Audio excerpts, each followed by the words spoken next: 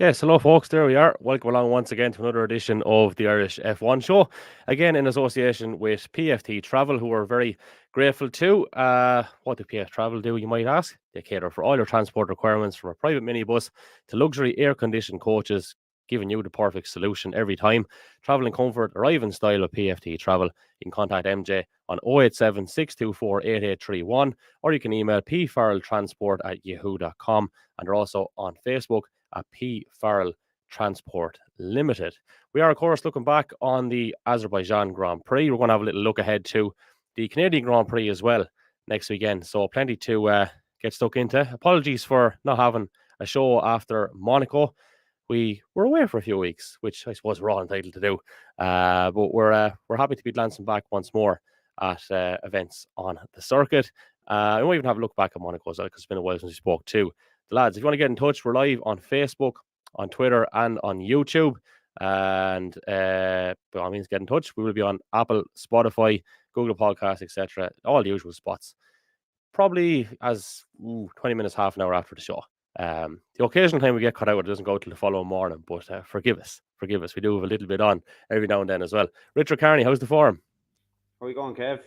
Good to be Flying back it on. by. Yeah, back in the thick of it again. We had a random meeting there on Saturday evening, and an enjoyable one as well. Were you along after me? Yeah, good. A nice bit later than you were, I'd say, Kev. Yeah. I was on my best behaviour, so as always, of course, as always. I was celebrating, so yeah, segues us nicely. And funnily enough, actually, I did end up going past Mondello Park purely by chance on Saturday on the way back from Enfield and Mead. That's where Google Maps brought us. I couldn't bring myself to go in, unfortunately, not because I don't like looking at you drive, Richie. We had a little headache, shall we say? So we had to keep motoring. So you got on very well, though. Talk us through it. yeah, it was a good weekend. My class Formula Shanes, we were trialing new tyres. The tyre end of it didn't really work out that well. They're not that great, but managed to get pole position in 2 race wins with fastest laps. So sort of grand slam of a weekend. You couldn't ask for much more. I can't really remember what the earlier part of Saturday was wet, so the conditions would have been tricky enough, I'd imagine. It was in Mondello, yeah. It was very cloudy. We got rain in the middle of qualifying, but very little, not enough to bother you as such. We got extremely lucky with the 2 races. We dodged showers with both races, so we were basically dry for most of the day, thankfully, because with those new tyres, I'd say they're doing their best to kill you one way or the other. I wouldn't like to put a drop of rain into it. Right, okay. Strong thoughts on the tyres anyway. I think our other comrade is backstage. Let's see if we bring him on. There he is. Mr. Rabbit, how are you? Sorry, lads, got held up on a phone call. You caught me. I'm out in the garage here with the cars, so I'm on location. That's ideal. Flip that thing the other way. See, I don't think it should turn you sideways. Whoop. There we go. That. If you're able to manage that, just we've a nice view over there. I was actually just saying to Richie before you joined and before we went on air that the little podcast hole here is reminiscent of a garage, but I haven't seen yours. I don't know if it's quite as messy as I thought. Yeah, it's typical Monday after a race weekend. There's stuff everywhere, but sure, it's the fun of it, isn't it? What are we talking about? Tell the truth, Barry. You're just summarising Shane's data from his podium yesterday. Yeah, Shane's here standing beside me with oil and all sorts of stuff here coming in. So he's we haven't got that far. We haven't even got the car out of the trailer, to be honest. Well done, Shane. Great throw him in podium. there for a minute if you want as well, so we can say well done. Maybe he's not into this crack. He's busy. We'll get him in a minute. Yeah, grand job. Yeah, so Richie was on about the bit of success he had the weekend, and he got on quite well, albeit with maybe an odd tyre disagreement or two. Yeah, I haven't got the full debrief off Richie yet, so... Do you know what? Go for it then, because you kind of just said the tyres were not great, so delve a little bit deeper. So, Richie, what was I mean, it all comes down to lap time. What was the lap time difference? 3 seconds a lap slower. Oh, yeah, right, that's the end of that conversation then. Right, well, what's the story? Were these, completely new to these lads, or what's going on? Give me the lowdown on this. Yeah, basically we normally run an Avon race tire. Really good tire, really like it in the dry. It's not much good in the wet either. But so Avon, because of the pandemic and everything, they can't supply us tires until the end of this month. So we, as a class, we thought it was an ideal time to trial a new tire, and we ended up with a Nankang glorified track day tire. To be honest. And what is it? Just no grip, basically. Compared to It's way the compound that they gave us is just way too hard. You struggle to get heat into them, and then when you get heat into them, a lap or two later, they fall off the cliff. Yeah, right. And it's just like, don't get me wrong, they're probably a very good track day tire, a very good saloon car tire. They're just not a single seater tire. So is that the end of them? Or are you gonna? Sorry, I'm trying to set up a little something holder here. My arm is hanging off me trying to hold the phone up. If only we knew a lad into engineering now that could sort out something like that. Lads, you should see what's going on the other side of this camera. Oh, Jenny Mac. Well, boy, Wait, Shana. From the Renault, from Dwing. Renault exhaust, and I don't know what else. But hang on, let's see. This might work. Oh, that's bad. Don't touch anything. Oh, there you are. There we go. I have to get a bit taller. Innovation that excites, lads. Beautiful. So, what were I suppose what was the long and short of your weekend then, Baz? Quite enough. Like from my point of view, I was never going to be racing, but Shane had an impact on his car the last day up in Bishop's Court, and it took the front corner off it. It's here, just the corner of my eye, and the parts didn't show up in time. So, being the big softy that I am, I threw him the keys of my yoke on Saturday. I said, "Here, take that out for the weekend." So, he jumped into it Sunday morning, no practice. He drove it once for about 10 minutes about 2 years ago, but jumped into it straight into qualifying on Sunday morning. Hadn't done anything to it really, and just got in using my seat and everything, and he went out and he put it fifth on the grid, which is a bit of a change in the middle of all the F3 cars, of course, only from the Renault, as we know. And it misfired, a bit of a spin in the first race, which caused a misfire, but put the car into limp mode, and he kind of just got her home about sixth, I think. And then in the second race, he started fifth. The car in front, the GP2 car in front, stalled, and Shane literally had nowhere to go and had to come to a complete stop and went back to stone last. Got going again, got back up to about sixth, then it was red flagged, which gave him a restart. And then he got another good run after the restart. Picked a couple off. I think one or two might have. One retired, I think, and he passed the rest of them and finished third overall and first 2-litre. So it was GP2 car, Lola F3000, Formula Renault. And then I spoke to Shane behind him. So he's delighted. I spoke to Shane Sunday morning, Barry. And say again? I spoke to Shane Sunday morning in the garage, and I said, realistically, do you think he can podium here? And he says, that's the dream, but I don't know. So I have fair play, Shane. Top job, man. He's giving you the thumbs up here with a bottle of coolant in the other hand. But yeah, no, it was great. It was great. Jeez, it's worse watching than doing, though. Christ, it's much easier being in the car. It's a lot less nervous. Yeah, everyone says that though, and I was talking to someone there recently who was on about Frank Marr in rallying terms, and they were saying that, was it Juha Kankinen, I think, he got a chance to go for a spin with, and he couldn't sit in beside him. So, despite how good he was as a driver, he wasn't a passenger. He just couldn't sit with someone. I know that's different to single seater, but it's kind of near enough the same principle in that I'll drive, but I don't like watching. Like, you know what I mean? It's mad, isn't it? You know what it is? When you're watching and you're invested in it, whether it be just someone you know, or in my case your brother, and it's your own car, so it's like a double whammy. There's the problem is you've no distraction when you're driving the car. You can't be thinking about anything because we spoke about this before. You're just driving the car and that's it. Mm-hmm. But when you're standing in the outside, you have time to think and imagine everything, and just it's not even worry. Like, I suppose it's just you just want them to do well, and you have time to think about it, which is strange, But sure, it was came home in one piece and with a bit of a trophy, so that's the main thing. You were standing there. Tell the truth. You were standing there, and you were Break, Shane. Break, please. Break earlier. Don't travel so much. Yeah, well, no, I watched. He set me an onboard of his qualifying lap, and I kind of went, Jesus, fair play to you bollocks. Because he was pushing her on, to be fair, which was great. And then at the same time, you're going, that's my car. So it's it was a bit of a juxtaposition, isn't it? It's a bit, geez, that's good and it's bad at the same time. But no, look, it's all good. It's in one piece. He came back and got a trophy out of it, and he enjoyed his weekend. And I wasn't going to use it anyway. So Richie's next. Yeah. My go next. Yeah, you're going next. Richie, I was just going to ask there, like, you're out by his fierce calm, right? Like, extremely calm, and I wonder what happened to the fucking race days, to be honest with you. What's he like on race day? He just seems to be totally zen the whole time, like. Yeah, he's fairly quiet. He does his thing now. I don't see it, obviously, like Barry said, I'm in the car, and you don't see what he's like watching me race, but in 2019, when I won the championship, Pamela said the grip he had on her arm for the last 3 laps, it was A&E she should have went to. So,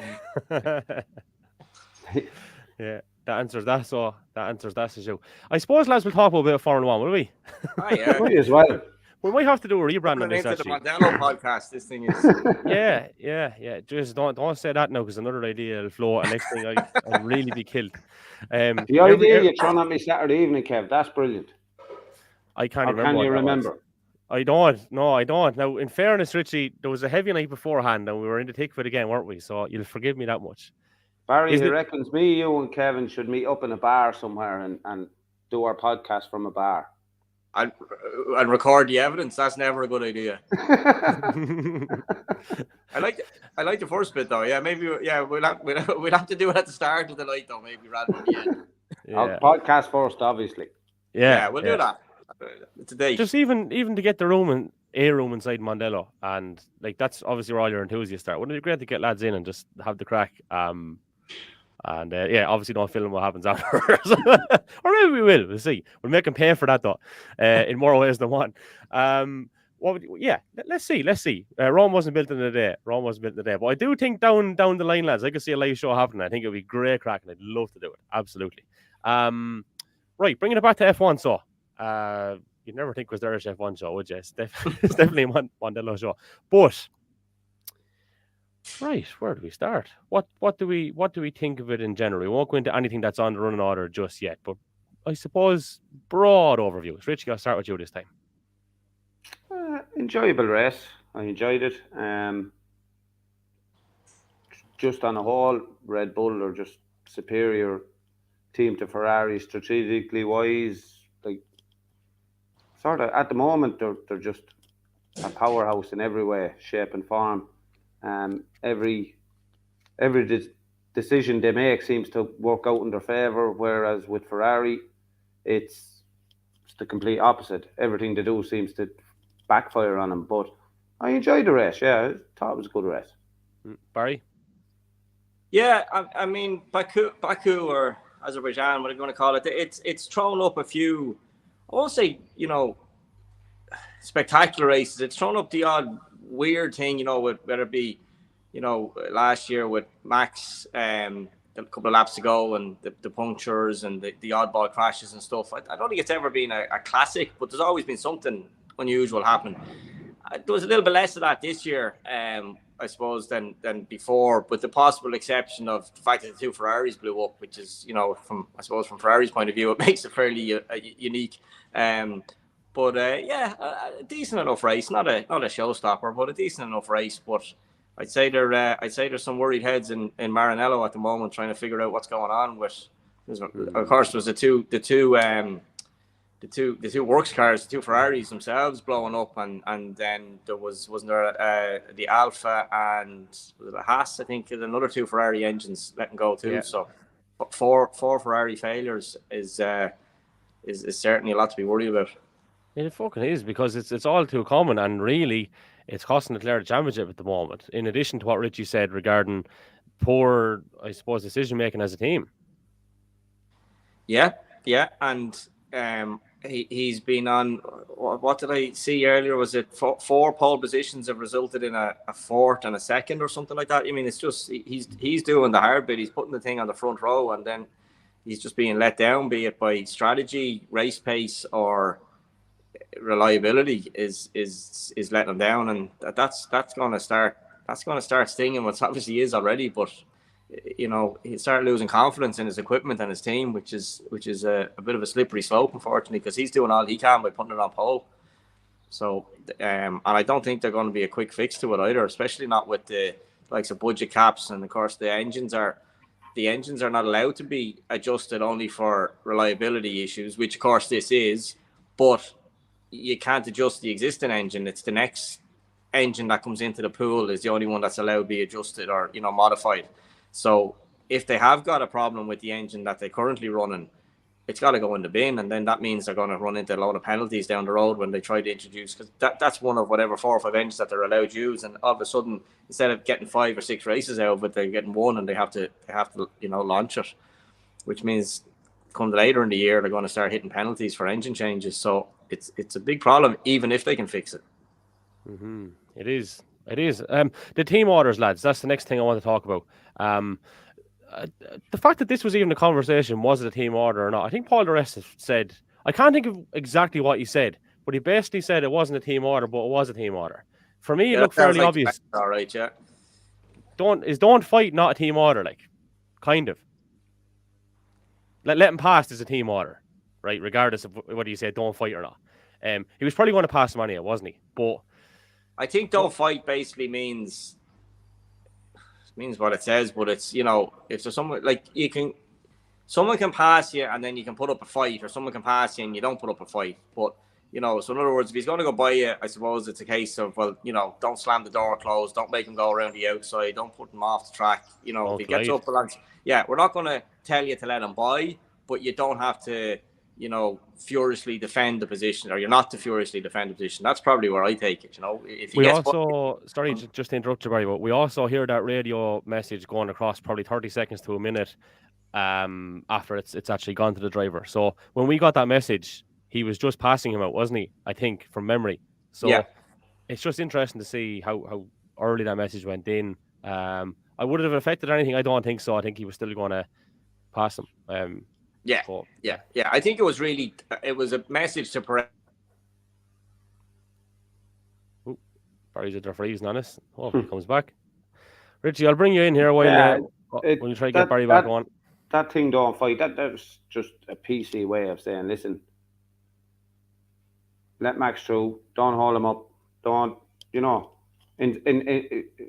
without making it completely obvious, it's a team order. It's just like a coded message that, listen, instead of us telling you, let Max through, it's just like, just don't fight, get on with the race. So it's, like I said, it's a PC way of literally giving a team order. Yeah, I think in fairness, the whole thing worked out grand.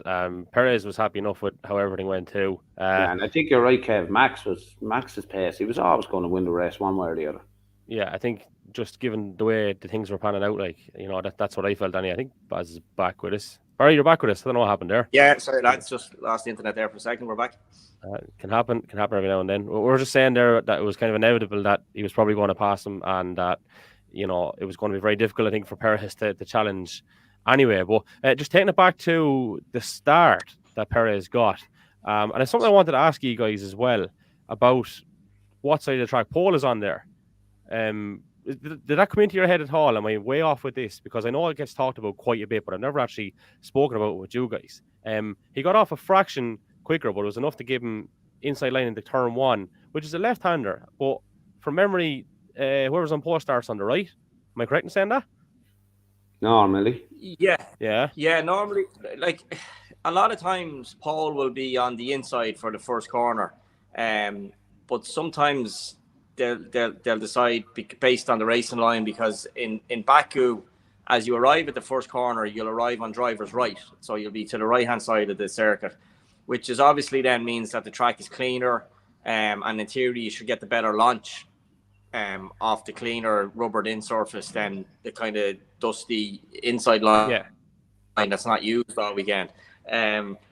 that then coupled with the fact that the guy on pole has a 4 or 5 meter physical head start, because it's a staggered grid. It's not side by side. It's spaced out.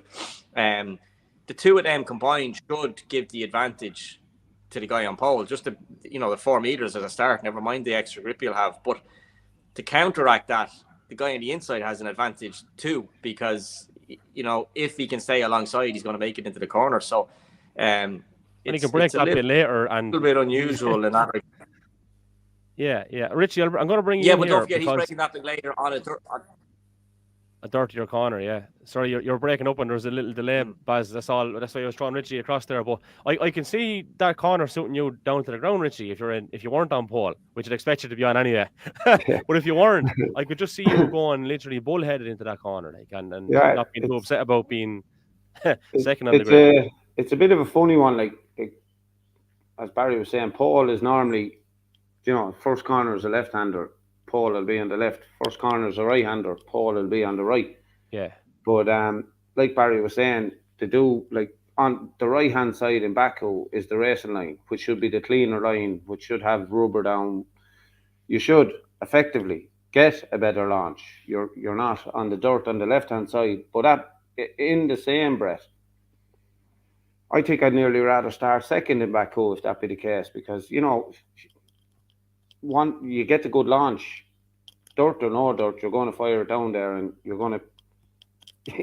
going to end up in no man's land, and you're going to take the lead. And I don't know. That's exactly something they should look at. I think Paul should be moved to the left in Baku, to be honest with you. Baz, would you be in line with Richie there then? And what he's saying? Yeah, I think so. I mean, I think if it's on the inside plus the staggered advantage, it's probably fairer overall, I would think. But especially just the fact that the first corner comes relatively soon, and then the other thing as well is there's the big straight then out the far side of it, for get a run on someone. So I know it'd be worth looking back and seeing. I don't know, has that panned out like that in the last few races? I can't just remember offhand or whatever in terms of at Baku, but I mean, this conversation has been going back all the way to Senna and Prost at Suzuka back in 89 and 90 or 91, where there was a big argument over which side pole was, which resulted in all sorts of messing and shenanigans going on, and Senna feeling like he was being, penalised, and then having to go at Prost up the inside in the first corner. We've all seen the footage, so it's not a new problem that racing of any sort has, let alone F1. But I don't know. We probably wouldn't be talking about it at all if Leclerc had got a better start too. So it might be just one of those things. Well, we can't be accused of being biased around here. We're always impartial. We'd never ever take sides in who we support or follow on this podcast. Nor will that change. But yeah, look, it's mad the fraction of a difference between how quick they both got the foot down to the floor and where that actually leaves you. I thought that was fascinating as well. But look, we'll probably move on from the start then. I think we've spent enough time on it. The other team orders, which I thought were very, very interesting, were that of McLaren. So Norris obviously is told, Ricciardo is told to hold the station, even though he's obviously that bit quicker. And this doesn't really rear its head again until the late stages, where in fairness they stuck to their principles, didn't they? But in the earlier part of that, like, should Ricciardo not have been let maybe go past? Because I think, wasn't he on hards at the time? Norris was on mediums, and he was still like going a bit quicker from memory, like. Yeah, but I don't think they were really racing anyone other than themselves. Ultimately, they seem to be a bit in no man's land. So I don't know whether it made a wild bit of difference in terms of where they finished. I don't know so much about the start, but I know at the end, I think Norris just wanted to prove a point, and he was just turning the screw a little bit. He knows what he's doing to Ricciardo, and he knows what that in turn is doing for his own value. And don't think anything else. Like he knows that if he can just keep beating Ricciardo, it just keeps making him look worse, and more importantly, Lando look better. So that was very clear cut. He just wanted to pass him. He just wanted to race. He just wanted to finish ahead of him and just turn the dagger another little turn. And he basically did that by just sitting alongside him, coming down the straight and just showing that he could have passed him at any point if he was allowed. So a lot more mind games going on there than actual. I think any results would have came out of it. Yeah, it's mad the relationship difference between Lando and Ricardo in comparison to Lando and Sainz when they were there. Like, Jesus, it's worlds apart, isn't it, lads? Richie? It is, like, but even just touching on it there, I honestly think from the team's point of view, they're probably thinking Daniel's confidence is just on the floor, and doing the old swapperoo again is like literally going to put the nail in the coffin. So, as Barry said, they were racing each other. They weren't. Where they finished was where they were going to finish, whether it was Ricardo or Lando, or Lando or Ricardo.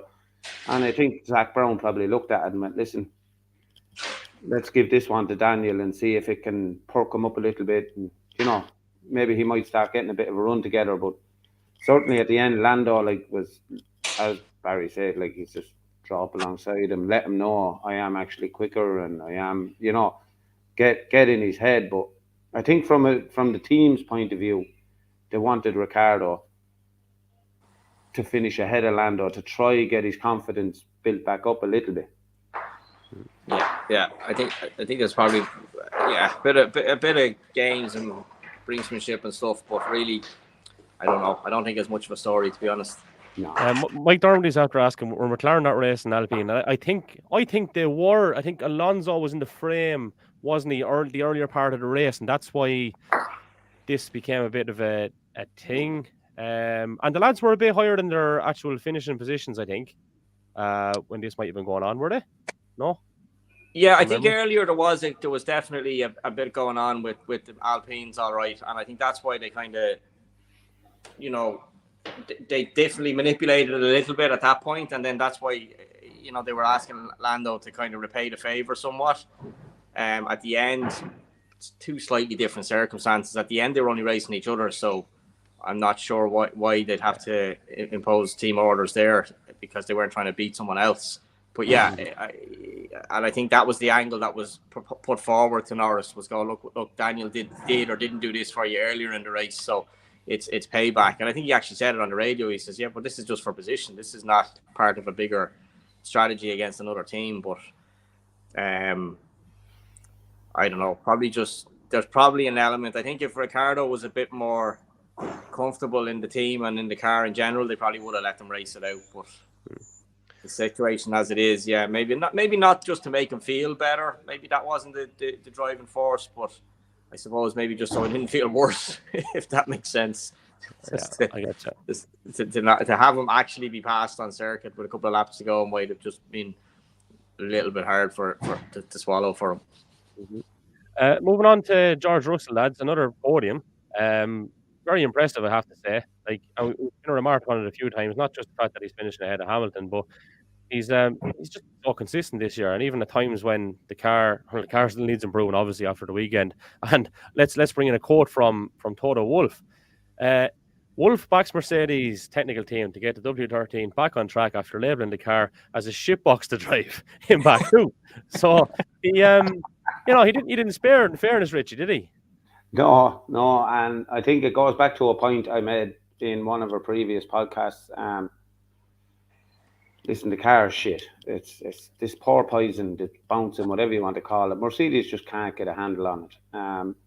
Now, in saying that, Russell's podium, absolutely fair play. George, get your podium. 2 Ferraris finish. Was he 5th? Yep. So, I mean, the element of luck comes in there, and listen, he has to get himself in that position to pick up on that podium, which is fair enough. But I think it's a little bit fake. They're nowhere near the pace, nowhere near where they need to be. And the only reason, and I've said it before and I'll say it again, the only reason George is ahead of Lewis in this championship this year is George is used to getting the best out of a bad car. And, Lewis has been given royalty over the last 7 years or whatever. Whereas George has had to fight a bad car to get decent results. Can I ask you something, Richie, on that topic? And you can agree or disagree. Has Lewis ever had a bad car in his career at any stage? he had a bad McLaren that he struggled with, and he had, when he joined Mercedes first, they weren't really a winning team. Um, but like that, it just goes back to my point with Russell. You know, he knows how to get the best out of a bad car. But in the same breath, the two Ferraris finish, he's fifth. So I wouldn't be getting too carried away with that podium. Barry, thoughts? Yeah, I pretty much echo what Richie's saying. It's a podium, but it's not a podium based on performance. It's a podium based on reliability, which is an important factor in any racing car, in any race event, meeting, whatever you want to call it. But it's, you know, don't wrap it up as a result based on performance. It's a result based on someone else not finishing. And yeah, you finish first you got to finish and all that. But yeah, a little bit disingenuous if they're trying to put it forward as an improvement in pace, which it blatantly isn't. Russell again, look, Mr. Consistency, as I said, he went from being Mr. Saturday to kind of Mr. Fifth Place now or whatever. And he is definitely getting the best out of it. I don't know at what point you know, I know people are saying that with Hamilton, he's been unlucky and he hasn't got the safety car, and well, you see, he started a bit further back, and that's why this happened and that happened. I mean, you know, if you can't be that unlucky / lucky in George Russell's case consistently that amount of times, I think we have to now start to just accept that Russell's doing a better job than him. You know, and the luck is maybe washing out equally and will not wash out equally. But as of now, if it was any other driver pairing, you'd just say that Russell is beating him. Pure and simple. You know, I understand the angle where you can't, you know, one swallow doesn't make a summer. So earlier in the year they were, you know, oh, looks only 2 races. It's like, you know, with 6 races, 7 races, you know, at what point? It's only 21 races. Like, you know, it's all of a sudden that's it. He's beating him. Pure and simple. He's beating him. And that's his you. So poor old Lewis. He go with that car, lads, and I won't lie. If I had a little bit more time today, I had a bit of a voiceover plan for a bit of footage that came across. I didn't quite get the time to do it, but maybe in the next couple of days, if we get time, we might put it out there. But he reminded me of a poor old fella that was on a building site and brick lane or something, and just twinged the back a little bit. Fucking Jesus, fucking. And again,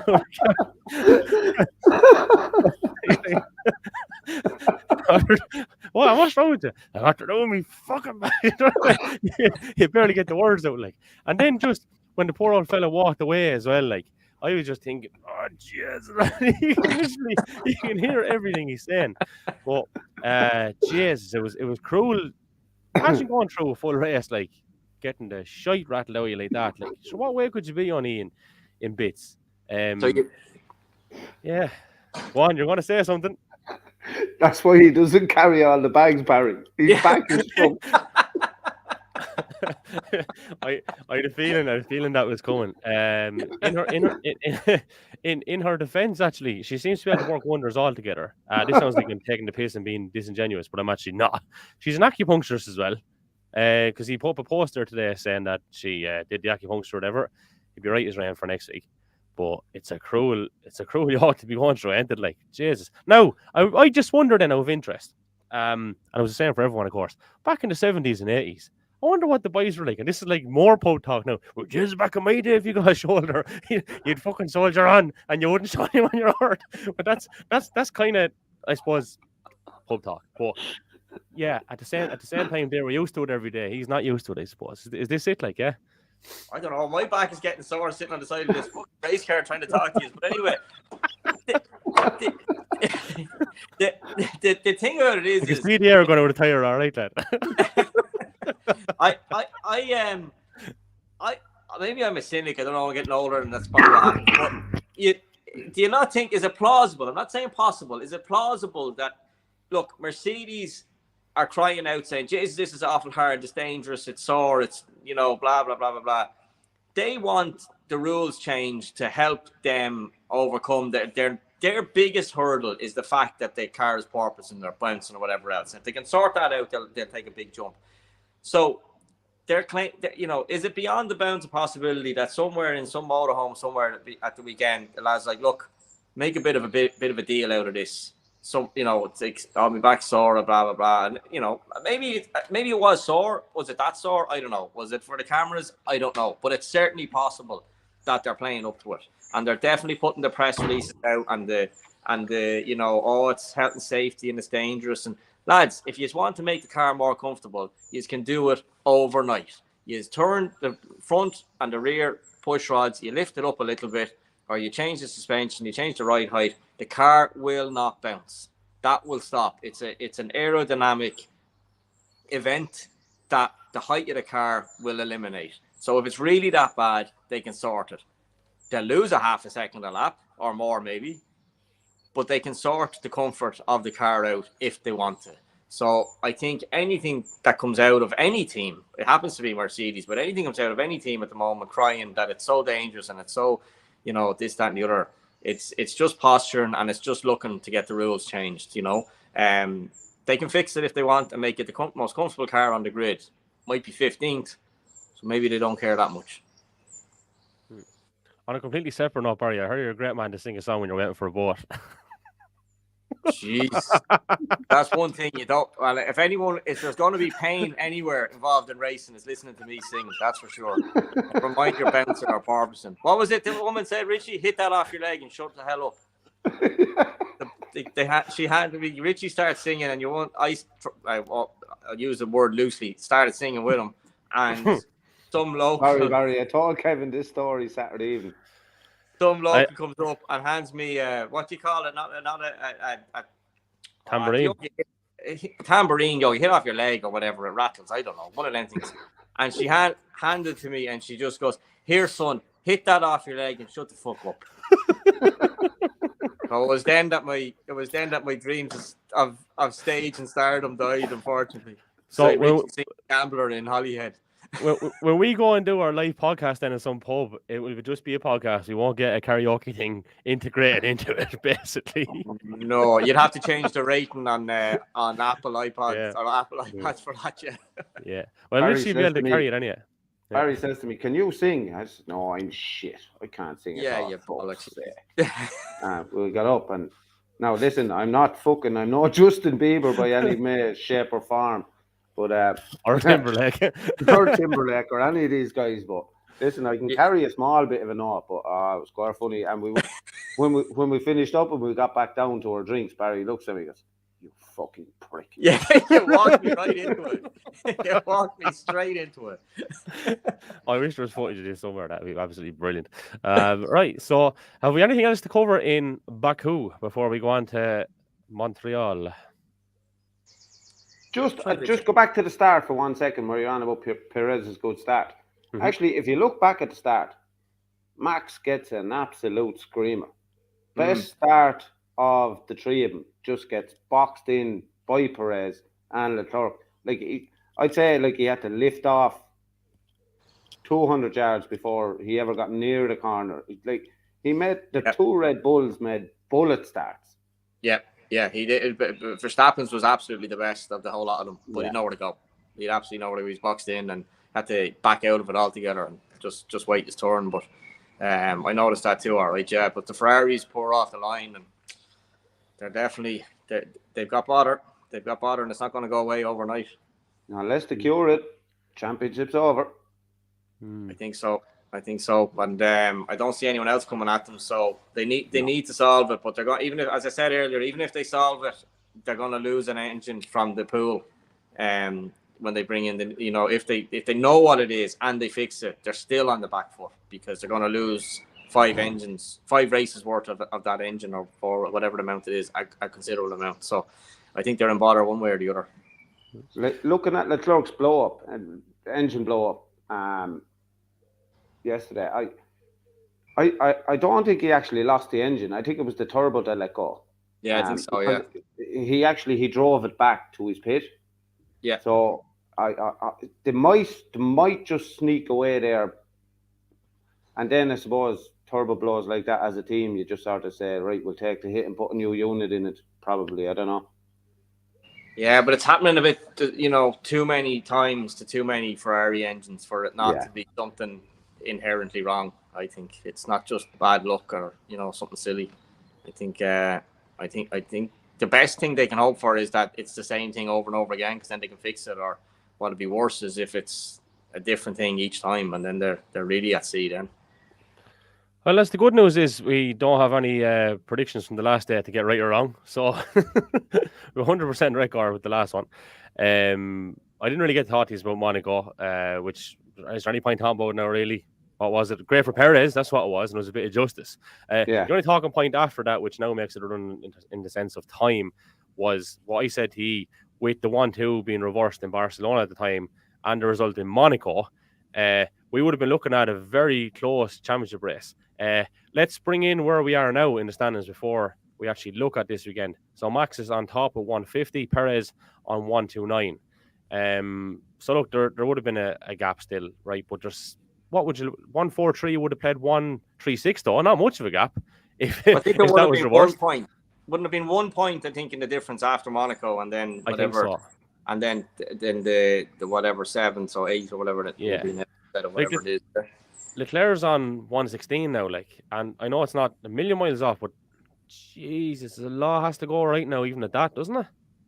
Yeah, but then look, a lot has to go wrong for Max, I'd say, more so than anything as well. Well, Verstappen was 46 points behind at 1 point not that long ago either. So true, but but the reliability. How many races are we in? How many races are we in? Are we in 9? Is this 9 or 10 this weekend? 9 of what? A 24 race? 22. 9 of a 22 race calendar is way too early to be calling it yet, lads. Yeah, there's still a bit to go, I think. Yeah, we're going to race 9. Yeah, Canada will be 9. Yeah, so I know. Looking forward to Canada. I think you're going to have fairly similar sort of setup. I'd say the Red Bulls will be right there. Mercedes are going to struggle probably even more than they did at Baku, even though they got the points for the podium and the fourth. I think you might see Leclerc put it on pole. I think it could be very similar. I think Leclerc put it on pole, and then Verstappen will probably be quicker in the race, or something will happen to the Ferraris. So I'd say Leclerc pole and Verstappen win. Richie? I think Ferrari bounce back. They need a good showing at this stage. They need to get themselves back into contention. I think Ferrari 1-2 in qualifying, Ferrari 1-2 in the race, and I'm going to put Leclerc first. Okay. I'm going Max on pole and a Red Bull 1-2 Max again. Don't know how much we're going to get sorted in the space of a week, but as we said, we're not biased. Who knows what will happen, lads, a week. There's a long time, a short time. Yeah, Jesus, fully authentic. I wouldn't go near AliExpress or any of them now. Yeah, very, very, very expensive. Very expensive. It was about 95% cheaper than what the ones they were selling at Barcelona. I'll put it that way, but I won't say where I got it because I don't want anyone in trouble. Yeah, mad markup. It's actually another mad thing I meant to say to you. Like, they all have their own stall at various different parts, and yeah, it's mad. Sorry, I know I had something to say to you about Barcelona as well that I forgot. And to people that are following Formula 1 the whole time, have been at race the whole time, you should know that. Do you know what I didn't realise, right? Because they don't really show it on TV that much. They get about 2 or 3 laps in on race day before they actually stop on the grid. I thought the cars literally went out, you go one razz around, pull in, there you go, the warmers go on, the umbrellas are up, and then you go off your formation lap and race. That was a big surprise to me. I didn't realise that. Like. Yeah, they can do a number of laps to the grid is what they call it. So they go out the pit lane, do the full circuit, and then come back in the pit lane. Drive through the pit lane and go back around again. And they may or not stop in the pits, but generally they'll go through the pits and straight back out again. And I don't... Geez, if there is a limit, it's not a low one. They're allowed to do a few of them. But obviously it uses up fuel and whatnot in the car too. So I was just going to say that'd be more than likely for teams that have run into a little bit of trouble in qualifying or something and need data, need installation. I'd say more so. Like if you're on pole position, I'd say you leave the pits, you do your outlap, and you park it up. Yeah, sometimes you get a feel if the conditions are changed, they might send them out just for the driver to get a bit of a feel too. You know, do a couple of laps to the grid or to see what the car is going to feel like on the colder tires. You know, before the pressures come up and stuff. It's a bit of a, you know, get their hand in for the first lap or two to see what it's going to, because the car will feel totally different don't forget they're getting out of a car in qualifying that's got, you know, a whiff of petrol in it, nothing really, just the bare minimum to get into a car that's 100 kgs, maybe not quite, but up towards 100 kgs heavier. Like, to someone who hasn't drove a car with, you know, a single seater race car, any sort of race car, 100 kgs sitting beside you that wasn't there the last time you drove it is night and day difference in the car. They will feel totally different, and it's, I suppose, a chance to just they're not learning the whole thing. It's just to feel that little difference and just to tweak their brake points and just get a bit of a feel, literally just a feel into their bones about what the car is like now compared to what it was yesterday when you got out of it.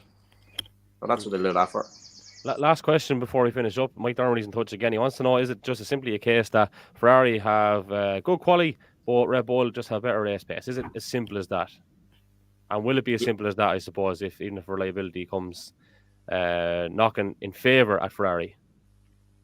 I think the problem Ferrari have is that, yes, Mike's correct. The Red Bull is not only faster in the race generally, but it's a bit of a trifecta.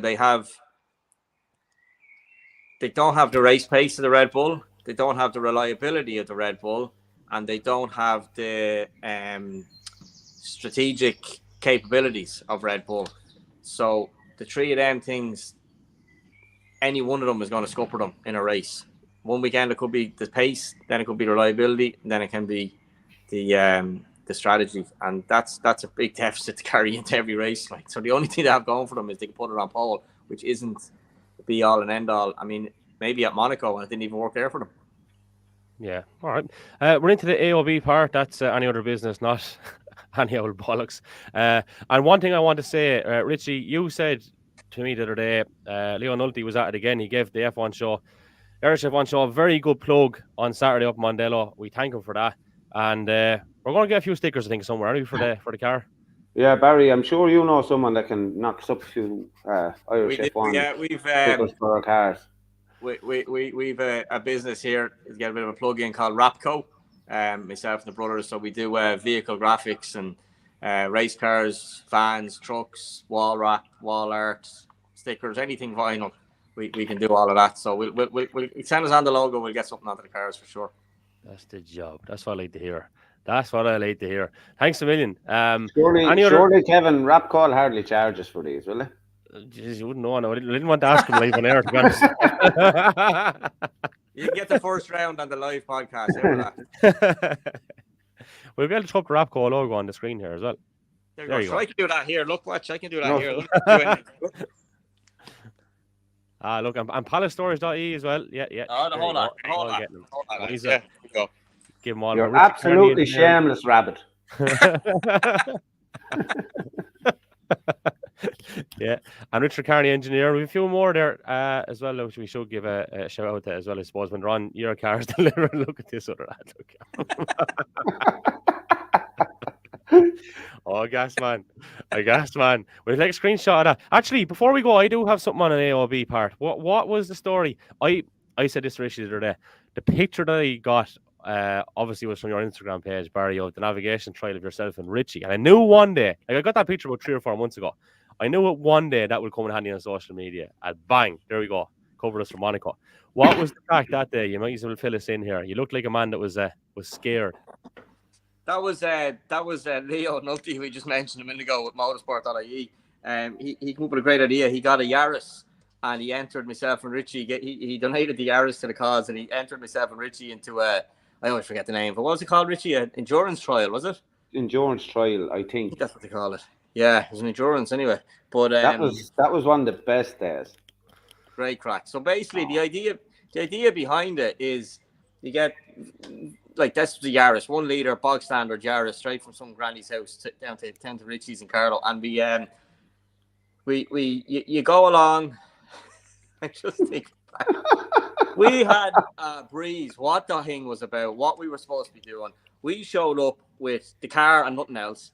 And we went in, we signed on anyhow, and they handed us this book of about like an A4 booklet with about 20 or 30 pages in it.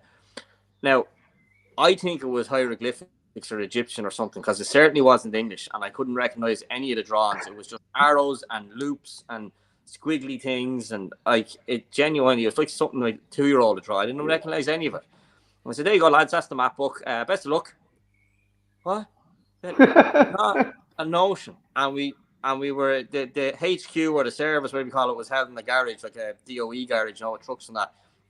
And the big canteen opened up to us, and we walked into the canteen, and there's a load of lads all sitting around all the tables with highlighters and rulers and like offices of equipment and calculators and the whole lot, marking this one in yellow and that one. We'd nothing. We hadn't the first idea what we were doing. So we went and got a cup of tea and a biscuit and just launched straight into it then. And basically you go up to some farmer's lane, and they put like you start off and up the lane. You have to find your way to the lane to start with. Up the lane, around his field, through his yard, stopping along the way to read a number plate that's pinned backwards onto a telegraph pole. Write that into your book. Go on to the next one. And I'm shouting the notes, if you like, to Richie, who's driving, and giving the old death, hopping this cow shite, pinging off the exhaust off it. And yeah, it was just absolute great crack. Like, we probably never went over 60 miles an hour the whole day, like, but we laughed and laughed and laughed. It was just, we'd have to do another one. It was absolutely mega. It really was. In an old Yaris, probably 50 quid. It was one of the best days motorsports I think we've ever had. And me and you have done a lot of racing together, and that was phenomenal. Like the crack, like as Barry said, we went upstairs to the canteen, and it's like these guys are doing their junior cert or their leaving cert or something like it. There's that level of concentration in what they're doing. Like, and me and Barry are looking at one another going, what the fuck is this about? How should we get a cup of tea and a biscuit here? It'd be grand. When we took off, like, it was like 15 or 20 stages non-stop. Like, the fuck. And then it broke down, remember? Then it broke down. It wouldn't go, and we opened the bonnet, and not a clue what we were looking at. And now Richie'd be far more a mechanic than I would. And I seen two wires underneath, about 4 wires underneath the car, not connected. And they were all different colours, but 2 of them were black. And I said, well, should we just join the black ones together, see what happens? And they fixed it. It did, yeah. Fucking car took off after it. We went from about 30 horsepower to 60 horsepower. We were lit. I have no idea what we did, what was broken. I have no idea. I think we ended up with 3 fastest stage times after that or something. Like, it was deadly. Oh, it was mad out of great crack. But that photo was it's freeze frame. And do you know what? If you get a second, Kevin, if you go on to Facebook, you find I have a racing page, Barry Rabbit Racing, and if you go back far enough, you'll find we documented the whole day with live video, like, isn't there? Videos and stuff. Yeah. I told you Saturday evening, Kevin. Even if you YouTube Barry and go back far enough, like we done a couple of live feeds throughout the day. And I mean the laugh we had. So when you said you had 5 to 10 years experience of live streaming before, that's what you meant on the CV when you gave it to me before we decided to do this. Yeah. Pack it out a little bit, yeah. I knew you were the podcast, Barry, but I didn't know Richie was a live streaming sensation in a previous life. No, I'm not a live streaming sensation whatsoever. Barry done all that. I just happened to be standing beside him. Yeah. He was the one hurtling the Yaris between fucking cow sheds and barrels and Christ. Yeah, it's he'd never in the front of you. He'd never manage a Mercedes porpoising then, would he? Plenty of bouncing up that way. Going up out Farmer Brown's Lane, whatever you were. I don't know. I tell you one thing.